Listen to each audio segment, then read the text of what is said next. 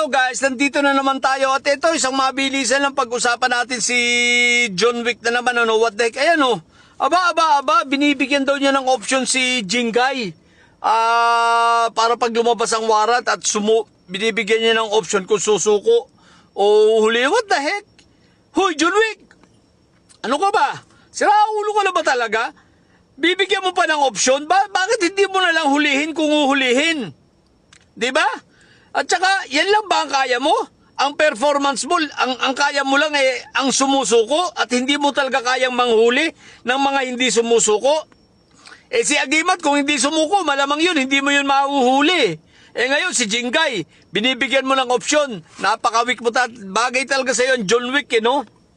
Dapat talaga sa'yo mag-resign, Isipin mo, pasusukuin mo pa, bibigyan mo pa ng opsyon, what the heck? Alam mo, mag-resign ka na lang, John Wick, kasi kaya ka na. Kaya ako naniniwala hanggat ikaw ang DILG, Secretary, hindi mahuhuli si Sprikitik. Si Sprikitik, isipin mo, ang yabang mo, 230,000 na pulis, sabi mo, inihahanda para sa kanya. Nagyayabang ka nung wala pang warrant, diba? Ang yabang-yabang mo, namomonitor mo, pamotor-motor lang dyan sa Davao. Ngayon, nasa na? Ando na uli sa Davao, nakabalik na, nagpaikot-ikot na, nanggaling na ng Batangas, nanggaling na ng Mindoro, sumubok sumakay sa Chinese cargo ship, hindi pinayagan. Ngayon, ando na uli sa Davao region, sa Davao area. Ando na, pumokus ka, maghanap ka. 230,000 ang tao mo, Pinagyayabang mo, Ang kaya mo lang ba talaga, John Wick, yung sumusuko?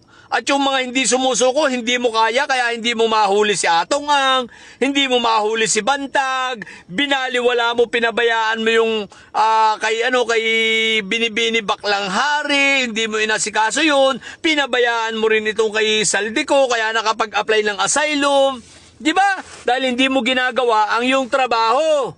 Kaya John Wick, mag-resign ka na lang. PBBM, kami nananawagan sa'yo, alam mo. PBBM, hilang-hila ka nito ni John Wick.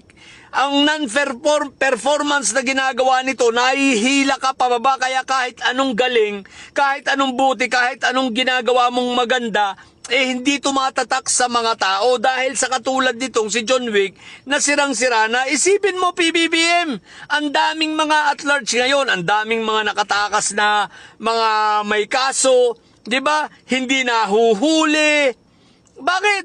Ang DILG secretary mo, yan lousy. Walang ginagawa. Di ba? Puro press con.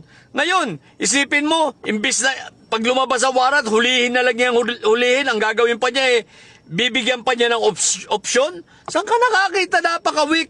What the heck? Di ba ka?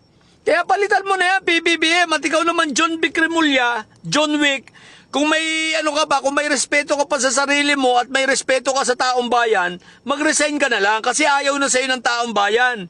Hindi ka effective. Ang tingin sa'yo ng taong bayan, tingin namin sa'yo ay napakalawsi mo at wala talaga as in napakalawsi mo. Diba? Isipin mo bibigyan mo ng opsyon. Ngayon ang tanong ko, kaya mo bang hulihin si Sprikitik? 230,000 na pinagyayabang mo, isang tao lang yun. Sa totoo lang, ang legacy mo lang yung mga, hindi mo pa nga masasabing legacy. Ang nahuhuli mo lang, yung mga nakahubad sa lansangan, yung mga nagiinom. Pero yung tunay na mga kriminal, hindi mo mahuli. What the heck? Puro ka pa picture, puro ka pa pogi. Di ba? Gawin mo ang trabaho mo, John Wick. Ngayon, magpakitang gilas ka, pakita mo sa amin kung kaya mo talagang hulihin si Sprikitik. Mabuti pa yung mga informante namin Madalas, tama. Ewan ko ba sa'yo, yung mga informante mo, hindi ko alam kung, palagay ko naman hindi naman sablay ang mga informante mo, talaga lang ayaw mong gawin ang iyong trabaho dahil pinoprotektahan mo? What the heck? Di ba ka? Kaya mag-resign ka na lang, wala ka ng kapakinabang dyan. Natatawa na lang ako sa'yo What the heck? Tibay na mukha ni John Wick, isipin mo, bibigyan pa ng option si Jinggay kung susuko. Hindi hulihin kung uhulihin.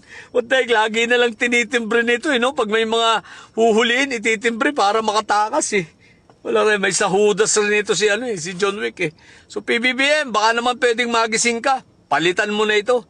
Kasi talagang hilang-hila ka nito pababa. Kaya kahit anong anong gawin mo, maganda man ang performance mo, pero hinihila ka ng taong ito.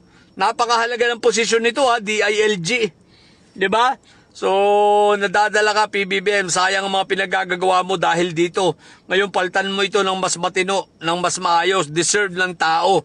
Deserve ng taong bayan na sumuporta sa'yo na magkaroon naman ng DILG na maayos. No, lalo na tumahawak sa peace and order, 'di ba? Deserve ng taong bayan. Ito walang kakwenta-kwenta, kita mo takot kay Barbie. Barbie 'yun, kinatatakutan mo. What the heck? Takot dito kay Respicio. Diyos ko po, si Ilong Ranger, kinatatakutan mo. Si Esprikitik, takot rin siyang ulihin. What the heck? Ato kang takot. Puro kaya lang yabang, pero takot. What the heck? Hindi ito bagay dyan sa posisyon niya. PBBM, palitan mo na. At ikaw, kung may respeto ko, tulad ng sinabi ko, kung may respeto ko pa sa iyong sarili, mag-resign ka na lang. John Wick Remulla, what the heck ka talaga? What the heck? So, yun lang. Sa mga bobong didilis dyan at may sayad na nyo, ang tatay nyo ay preso, ang BP nyo ay bobo. Manatili kayo mga bobo at may sayad, sapagkat ang may sayad ay laging high blood. Bye!